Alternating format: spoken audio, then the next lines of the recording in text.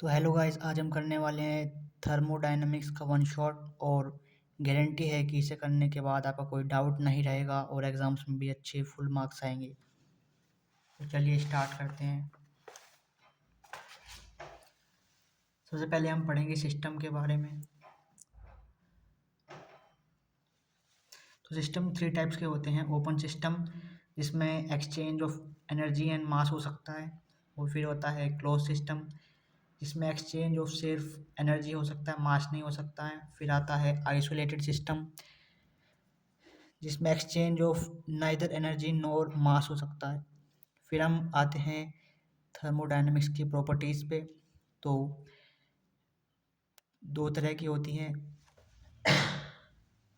Extensive properties which tells us and depends on amount of matter, मतलब energy depends upon amount of matter, मतलब mass या फिर volume ऐसे।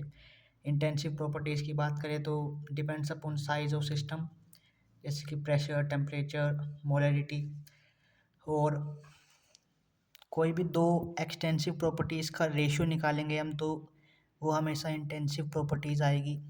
जैसे कि मोलैरिटी का रेशियो जो होता है, मोलैरिटी एक इंटेंसिव प्रॉपर्टी है, उसका रेशियो दो एक्सटेंसिव प्रॉपर्टीज़ से आता है, moles of solute and volume of solution से।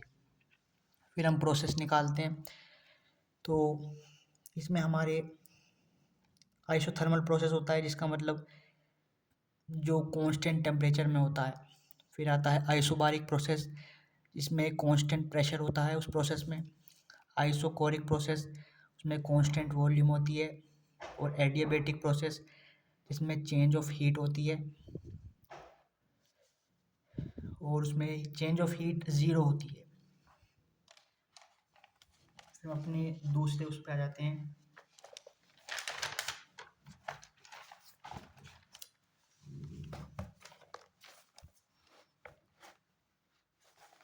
तो हम पढ़ते हैं फंक्शंस के बारे में थर्मोडायनेमिक्स के। स्टेट फंक्शन होता है उसके, इसमें पैरामीटर्स प्रेशर, वॉल्यूम और टेम्परेचर आते हैं। वे हमें सिस्टम के बारे में बताते हैं, उसमें कोई डायरेक्शन नहीं होती है। फिर आता है दूसरा पाथ फंक्शन, ये हमें बताता है कि हाउ दिस प्रोसेस हैपन। इसमें पाथ बताया जाता है, डायरेक्शन बताई जाती है हीट और वर्क की। फिर आता है internal energy, energy stored within a system is known as its internal energy. Internal energy को यू से रिप्रेजेंट करते हैं, हीट को क्यू से, वर्क को डब्ल्यू से। और इसका फॉर्मूला बन जाता है फिर heat given to system minus work done by system, Q minus W. फिर हम वर्क डन के बारे में जानते हैं। Force is equal to pressure into area, ये आपको पता है। Work is F into D, ये आपको पता है। तो इससे हमारा फॉर्मूला बन जाता है change in work done is equal to pressure into change in volume. तो वर्क रिवर्सिबल वर्क डन का भी एक फॉर्मूला होता है, जिसे बोलते हैं हम -2.303 NRT log VF minus VI। इसका मतलब आपको बताते हैं।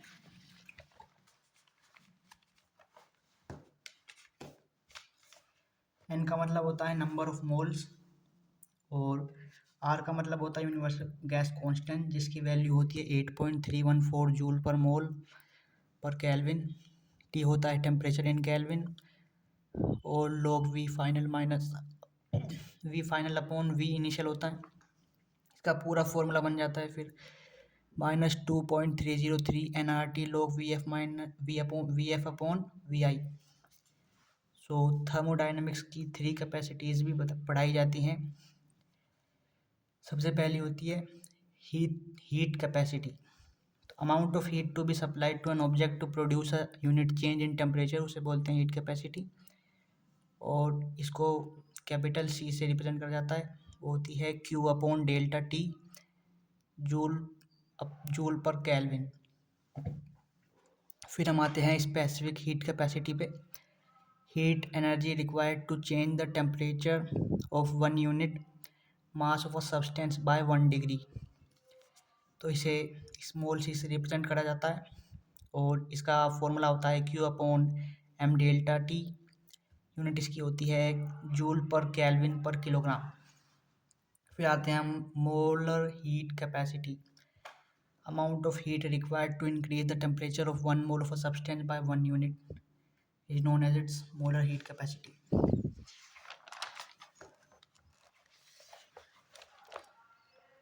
तो इसका फॉर्मूला जो होता है वो होता है Q is equal to N C delta T, या फिर बोल सकते हैं हम number of moles is equal to Q upon capital C delta T, joule पर केल्विन पर मोल। सॉरी, Cp का मतलब होता है molar heat capacity at constant pressure, Cv का मतलब होता है molar heat capacity at constant volume, और इनमें रिलेशन जो होती है Cp is equal to Cv plus R, universal gas constant होता है R। अब हम पढ़ते हैं स्पॉन्टेनिटी के बारे में। इसका मतलब होता है रिएक्शन खुद से होती है जो, और 3 टाइप्स ऑफ एनर्जी हैं चेक करने के लिए कि जो रिएक्शन खुद से हो रही है। Enthalpy, enthalpy is the total energy content of a system that consists of an internal energy and pressure volume energy। तो इसको डेल्टा एच से रिप्रेजेंट करा जाता है। फिर हम आते हैं एंट्रोपी पे। Entropy is the measure of disorder और रैंडमनेस इन अ सिस्टम। तो इसे डेल्टा एच से रिप्रेजेंट करा जाता है, जो कि क्यू रिवर्सिबल अपॉन टी होता है इसका फॉर्मूला। फिर हम आते हैं गिब्स फ्री एनर्जी पे। Gibbs free energy represent the maximum amount of work of a system which can do at a constant temperature and pressure। तो इसका फॉर्मूला होता है delta capital G is equal to delta capital H minus T delta S. अगर Gibbs energy minus में हो तो वो spontaneous है, अदरवाइज पॉजिटिव हो तो नॉन स्पॉन्टेनियस है। फिर हम बात करते हैं मेन थिंग्स की थर्मोडायनेमिक्स के लॉज के बारे में। तो फर्स्ट लॉ कहता है energy can not be created not destroyed, it can only be converted from one form to another, delta U is equal to Q plus W. Second law की बात करें अब, तो if the physical process is irreversible the entropy of the system and environment must increase, final entropy must be greater than initial entropy. इसका formula होता है delta S universal entropy, delta S system की plus delta S surrounding. फिर हम third law की बात करते हैं। So at absolute zero the entropy of a perfectly crystalline solid is taken at zero. फिर कुछ साइन कन्वेंशन देखिए जो कि बहुत हेल्प करते हैं हमारे न्यूमेरिकल्स को होने में। अगर heat is absorbed by system तो ये होगा प्लस, अगर heat is given out by system तो ए होगा माइनस, अगर वर्क डन बाय सिस्टम तो डब्ल्यू होगा प्लस, अगर वर्क इज डन नहीं अगर work done on the system तो डब्ल्यू होगा प्लस, अगर work done by the system तो डब्ल्यू होगा माइनस। उसकी एनर्जी चली जाती है ना वर्क करने में। एनर्जी ऑफ सिस्टम इंक्रीजेज तो यू होगा पॉजिटिव इंटरनल एनर्जी, अगर एनर्जी ऑफ सिस्टम डिक्रीजेज तो यू होगा नेगेटिव। हेस लॉ, ये बहुत ही मेन लॉ है जो हम देखने वाले हैं अभी। तो Hess law states that if a reaction is carried out in a series of steps, heat for overall reaction equals to the sum of the enthalpy changes for the individual steps। जैसे कि हम आपको एक diagram से बताते हैं।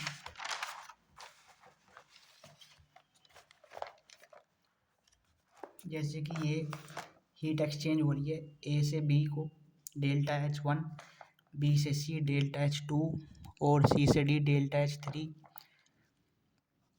तो ये जो डेल्टा एच है इसका फॉर्मूला हो जाएगा delta H one plus delta H two plus delta H three. तो अगली हम बात करते हैं बॉर्न हेबर्ट साइकिल की, ये भी बहुत मेन लॉ है। इसमें क्या होता है कि सोडियम जो है वो सबसे पहले गैस में कन्वर्ट होता है सब्लिमेशन से, फिर वो आयोनाइजेशन एनर्जी से सोडियम आयन बन जाता है। फिर हम लेते हैं क्लोरीन गैस, उसे हम सब्लिमेशन से क्लोरीन ही सॉलिड आएगा यहाँ पे, उससे हम सब्लिमेशन से डिसोसिएशन एनर्जी से उसको हम गैस में बदल देते हैं। उसके बाद गैस से फिर हम उसे एक आयन में बदल देते हैं इलेक्ट्रॉन एफिनिटी से। फिर ये जा कर के NaCl सॉलिड बन जाता है। मतलब 1 mole of Na plus plus Cl minus gives 1 mole of NaCl। तो अगर आप चाहते हैं कि मैं इसके इम्पोर्टेंट न्यूमेरिकल्स भी करवाऊँ तो पार्ट 2 देख लीजिए इसका। अगर आपको अच्छी लगी हो तो please like share and subscribe. Thank you for watching.